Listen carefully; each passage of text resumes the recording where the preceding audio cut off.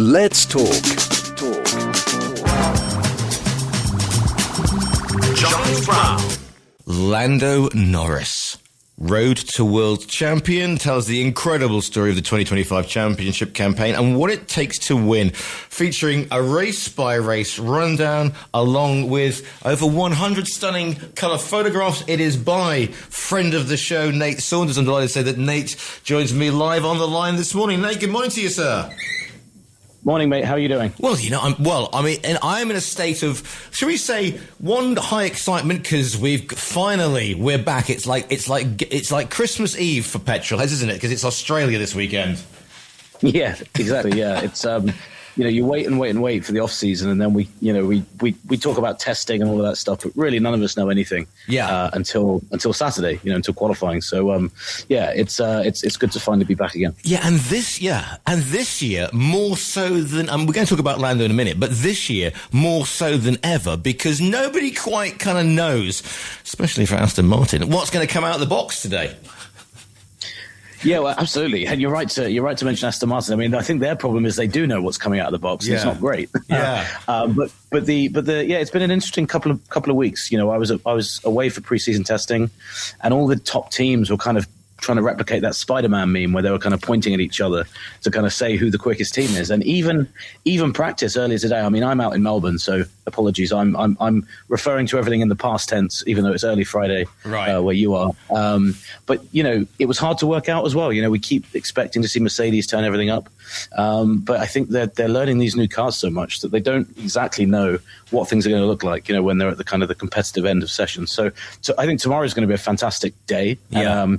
It's one of the great things about Formula One. You just don't know until that first qualifying session who is actually good and who isn't. Yeah, and what's the atmosphere like over there in Australia at the moment? Because it's always, the Australian Grand Prix is always somewhat of a party, even though it was obviously cancelled a couple of years ago because of that thing of which we no longer speak, i.e. the pandemic. But yes. Are they very much sort of back with a bang over there? They are, yeah, and I'll just say it's a fantastic season opener. We have a lot of races now that open in the Middle East, and I don't think people would be surprised to hear me say that it's way better in Australia. It's just that party atmosphere you mentioned is so true. The Australians are just mad about their sport. The weather's glorious. It's a fantastic city, Melbourne, and obviously as well, they're kind of. It's interesting over here actually because obviously Piastri is a guy that came close to the championship last year, but I think as well. There's this kind of funny pantomime kind of drama with Zach Brown and Lando Norris, who we're going to be talking about as well, because of the fact that obviously they had a rivalry for that championship last season. I was actually walking in not far behind Zach Brown when he came in, and I could hear the smattering of boos. It was still mainly cheers, but interesting, when there's someone to root for and root against, and it's a hometown hero, I think it makes every race a lot more interesting. Obviously Zandvoort, we've seen that with Verstappen. Obviously Silverstone is always amazing when Lewis is in town and etc. So yeah, it's just got that edge to it as well. And I think everyone's because of the unknown factor we talked about as well. Yeah, I think everyone's just so eager to see what happens tomorrow, and because no one knows really, it's kind of all bets are off, which I think is when sports at its best. Right, just three really quick questions though about because I've got you and you're in Melbourne, so I want to know. Okay, just any sightings of Daniel Ricciardo, the honey badger, sort of like lurking with a big grin thing, I can step in if anybody doesn't feel particularly well. Yeah, no, not in the paddock. He has been in Melbourne. Right. He's been doing some things with his clothing brand. He's been doing things with Ford, who he's an ambassador for. But no, he actually keeps himself away from the paddock now. Ooh. I think he has said previously that he doesn't really want to come back and just become a mouthpiece, a pundit. Yeah. And to be fair to him, he's actually stuck to that. A lot of them say, I'll never come back to the paddock, and then a few months into their first retirement season, they're back. Yeah. With a paddock pass on. He's not come back yet, but Who knows? I mean, the weekend is young, so he may well. You'll be able to, because you can spot his grin from space. Second thing is the new boys, Cadillac and Audi. Because obviously Cadillac, they've got Bottas, and Bottas is the best thing to happen. If now that Ricciardo's gone, Bottas is entertainment value just for being Bottas. Yeah, absolutely, and I think it's been great to see him come back as well. It's him and Perez is both both comeback stories. They're both obviously had a year out. Bottas actually, there was a quirk going into this weekend. It looked like he was going to have a grid penalty to serve from his last race in 2024. Yeah, they've actually got rid of that with a new regulation. So he was kind of joking about that. He's like, look, I've already made them change the rules for me, type thing. And so he's been great to come back. And actually, I think those two suit that new team very well. They're going to be probably one of the slower teams this year, but with that lineup, I think they've got a lot of experience. So, it's cool to see those guys back. And Audi, because that is a motive. Because whenever Audi get involved in any other branch of motorsport, I'm thinking DTM, I'm thinking Le Mans. Obviously, they just dominate. So it's going to be really interesting to see their trajectory. As they come into kind of having taken over the old Sauber team.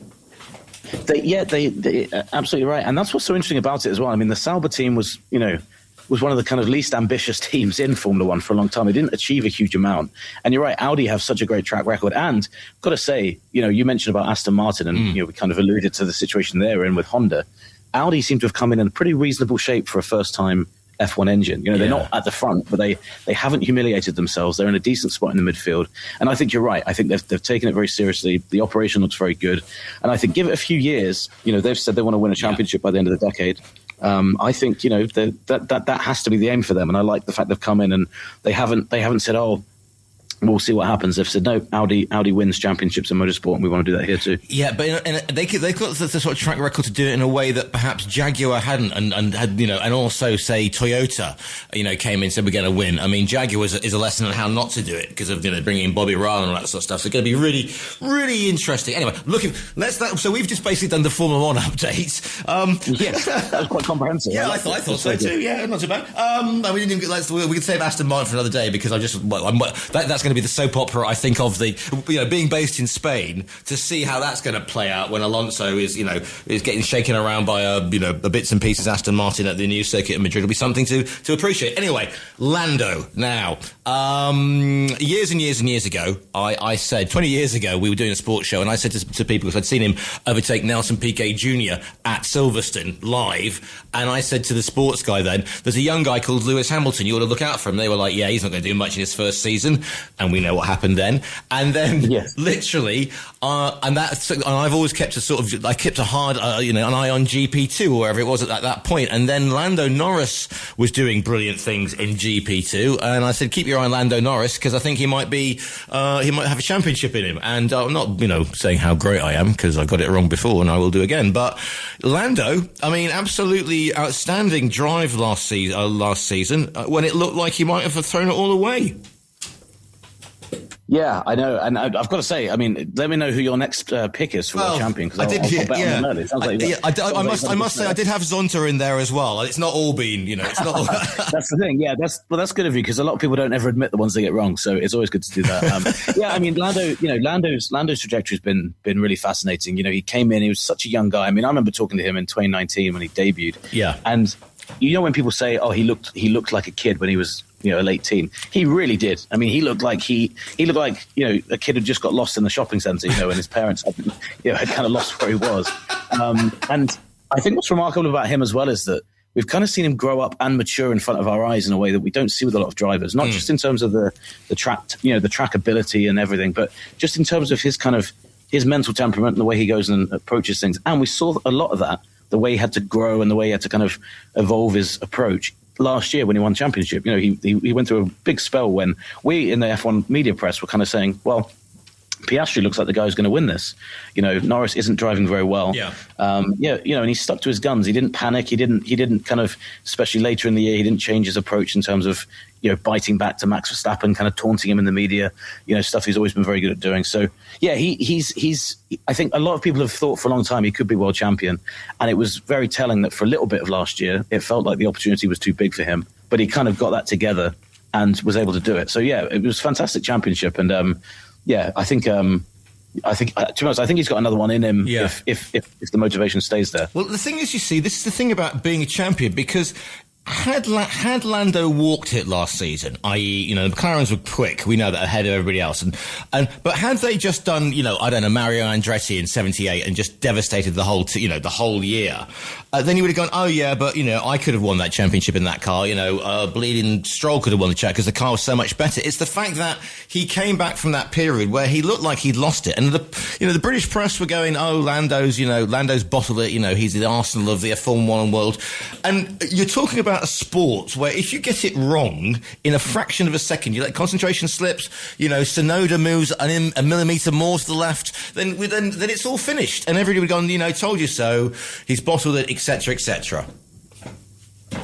Yes, exactly that. And the Tsunoda move is a great example, because a lot of people said, Lando's not had to beat Max Verstappen wheel to wheel and stuff, but he had to win it the hard way in Abu Dhabi, and he had that moment. I mean, that was a tense race. I mean, I remember at the end of the season, especially in Qatar and Vegas, one thing Lando Norris, you've got to give him credit for, he doesn't try and hide when he's nervous or when he's struggling with a moment. He was, the energy around his car before that race was mad. Yeah. And so, tiny moments in it. I mean, also their collision, the McLaren drivers' collision in Canada. Yeah.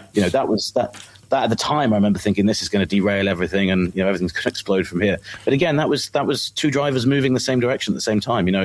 It's so fine, the margins between victory and defeat sometimes. And one of the things that we took when he won at Lando won was the pure unadulterated joy, but also, and I don't think people think about this a lot, because his mum said, that we haven't really had Lando at home so much. We haven't had a normal upbringing. And you don't think about that because you think, you think Lance Stroll, pampered so-and-so, they're all very rich and thing. But actually, there is a lot of travel involved. If you're involved in motorsports, it's a lot of European karting, off to do you could be doing the super, you could be doing Super Aguri in Japan, you could be doing whatever around the world, Indy Lights, and that's showing me age, but you know what I'm saying.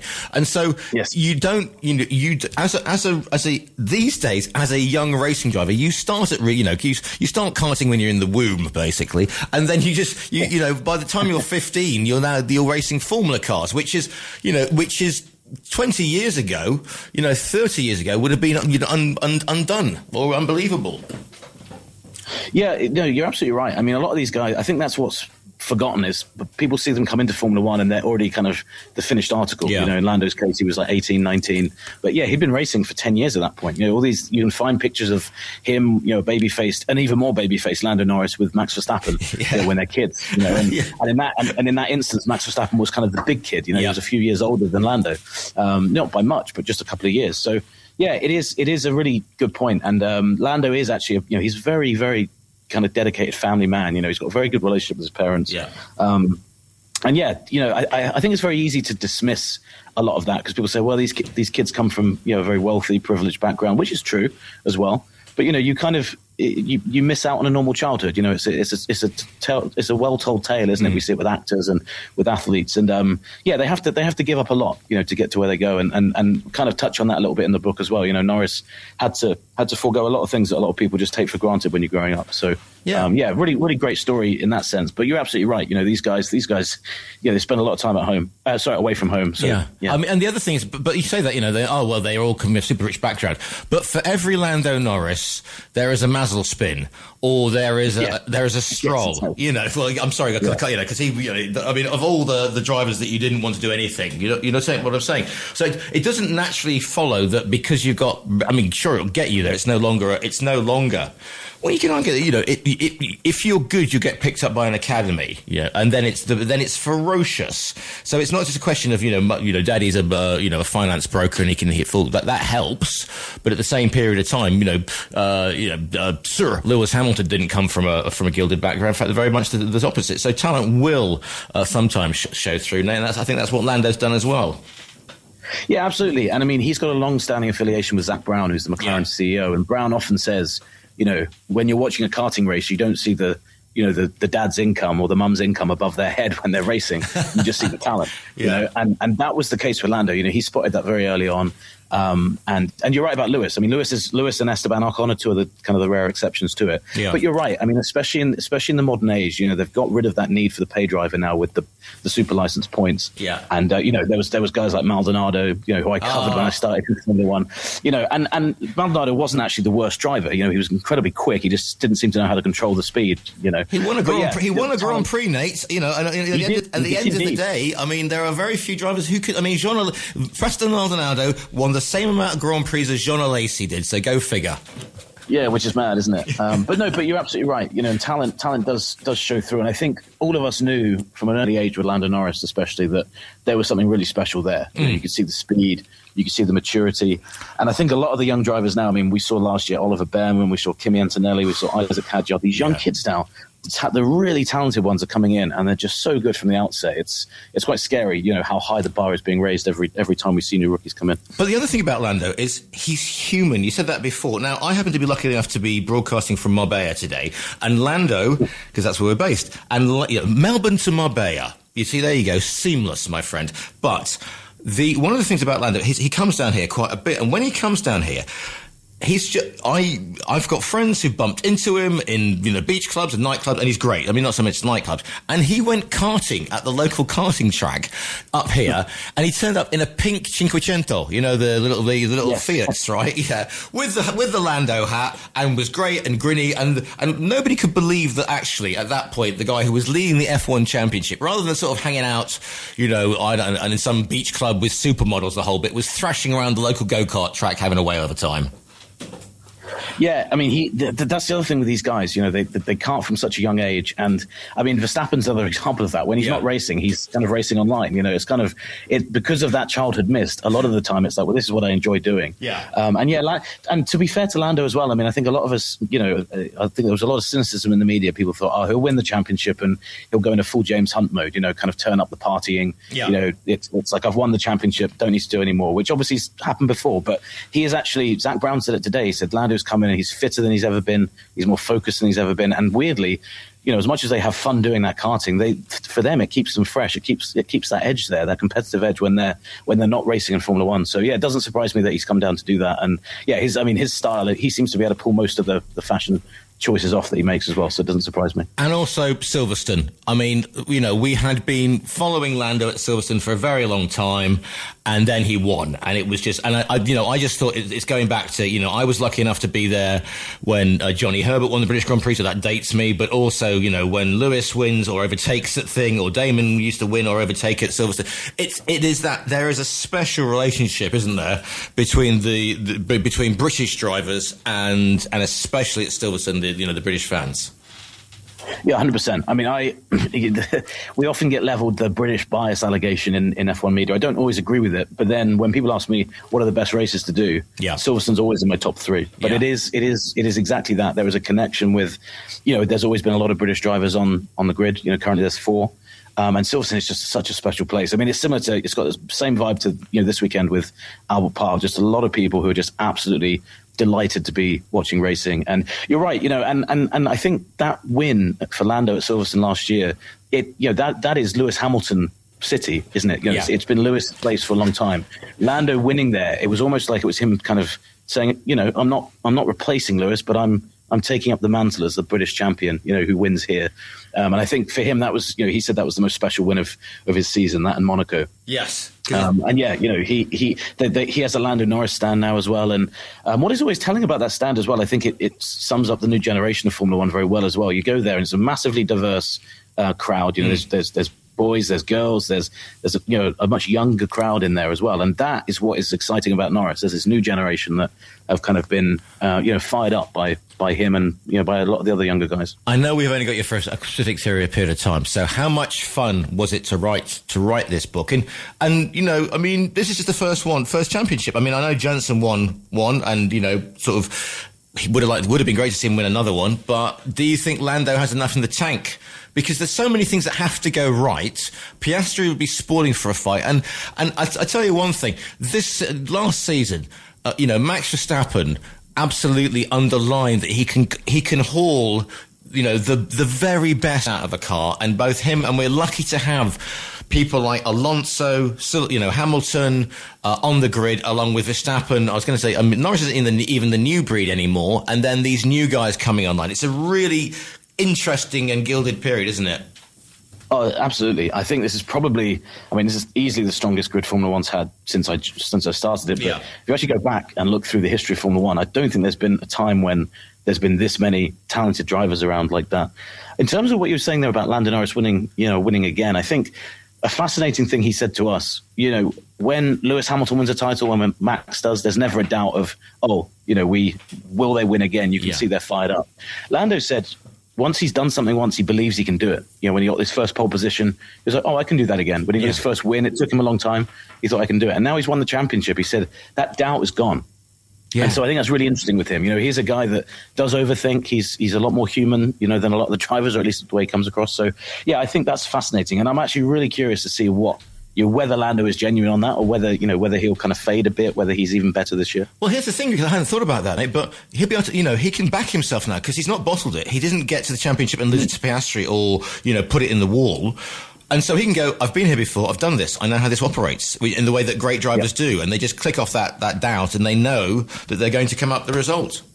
100%, yeah, because I think, and I think had Piastri beaten him, I think it would have crushed him. I don't think he would have come back from that. Yeah. Whereas the other way round, I actually think, because Piastri was the much younger driver, I think that he actually had such an impressive season until it all fell apart. I actually think it's probably fired him up in a way it wouldn't have fired Norris up. I think he would have struggled to come back from that. So you're absolutely right. The fact that he got it together, the fact that he kind of had to rebuild the season as well, the fact that Max Verstappen was chasing him down, we all know how good Max is as well. Kept it together, won the title. Yeah, I think it. Oh, I think we've lost Nate. I knew we had him for a certain period of time. You see, leave him with the thing. Listen, Nate's over in Melbourne. The book is called Lando Norris. Lando Norris, the Roads to World Champion. I knew he only had a certain amount of time. It might have been cut off, but that's by Nate Saunders. You can order it via the TRE virtual bookstore. Nate, if you can hear me, yeah, love. I can. Sorry, I don't know if I dropped out. Yeah, you dropped out. You dropped out with Verstappen coming on, and then we were like, so just quickly, it's going to be a wonderful season. Yeah, wonderful season. I think, you know, that first corner is always great fun because it's always like the first day back at school and all sorts of shenanigans. So that should be fun. Eddie, come on, give me, let's, you know, because everybody goes like, who's going to get the World Championship? Come on, this is finally Lance Stroll's year, isn't it? Yeah, absolutely. You took the words from my mouth. It's Lance Stroll season. 24 race wins. Yeah, and Le Mans de Valkyrie. Yes, indeed. Right. Yeah. And he'll somehow manage to win the Indy 500 as well. Get a triple crown in 1 year.